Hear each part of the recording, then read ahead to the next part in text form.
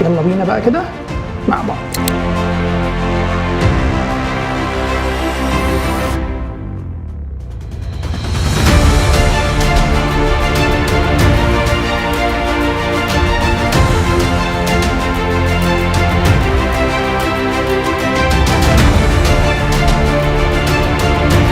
البراكتيكال بتاعنا بيبدا من اول جزئيه السوشيال ميديا ماركتنج. ايه بقى السوشيال ميديا ماركتنج دي؟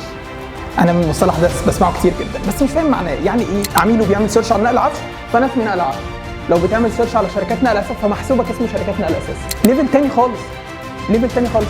طب معلش، هو انا ليه الفرحه دي؟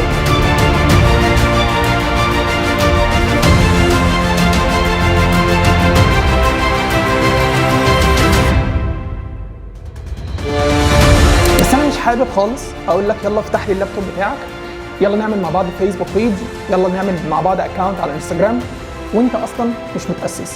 لان انت عارف ان الماركتنج ده شجره كبيره جدا جدا، فرع واحد من فروعها هو الديجيتال.